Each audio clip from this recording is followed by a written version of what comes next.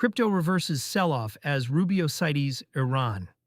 Progress on Strait of Hormuz crypto is rallying sharply after Secretary of State Marco Rubio said on May 24th that the U.S. has made significant progress in the past 48 hours toward a deal with Iran that could help resolve the situation around the Strait of Hormuz.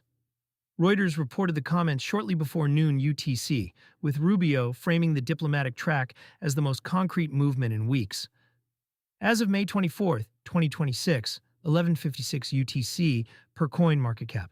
Bitcoin trades at 77,176, 3.29%, 24H.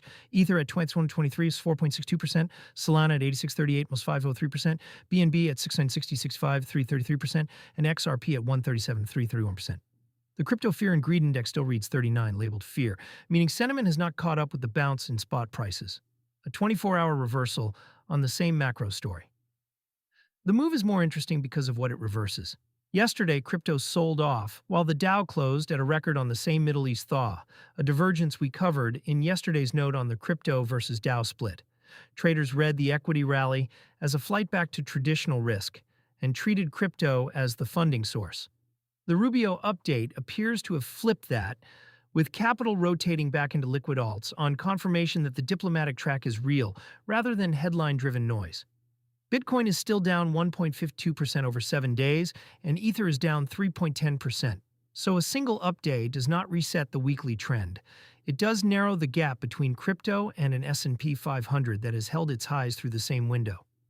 The Hormuz risk premium. The Strait of Hormuz carries roughly a fifth of global seaborne oil.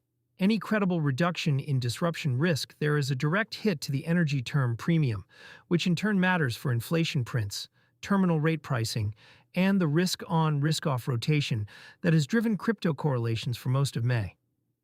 Through the first 3 weeks of the month, BTC and ETH have moved more cleanly with rates and oil than with on-chain metrics. If a deal lands, two threads matter for crypto.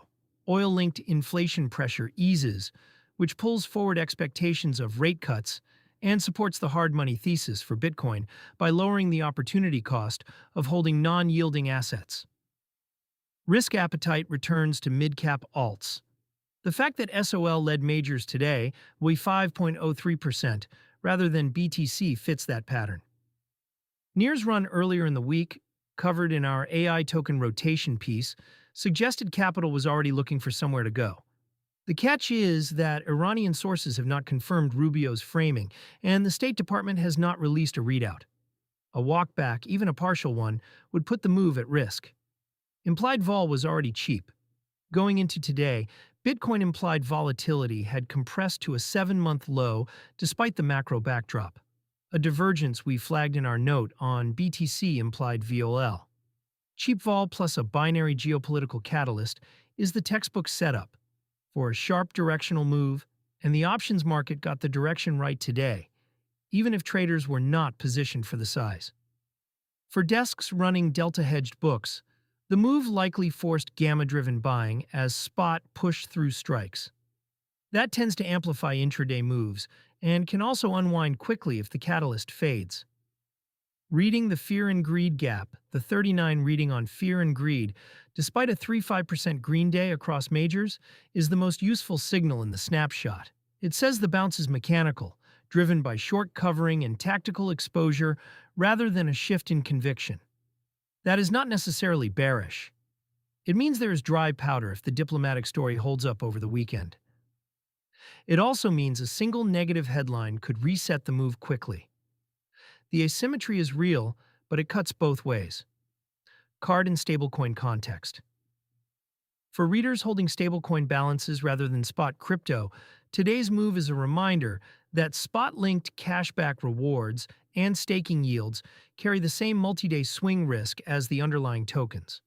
A card that pays rewards in BTC or ETH delivered roughly 305% more purchasing power over the past 24 hours. The same card delivered less over the past week. The math on whether to convert rewards to stables on receipt is a question of personal risk tolerance, not a verdict on any particular card program. Cards that route through stablecoin balances sidestep that volatility, but also miss days like today.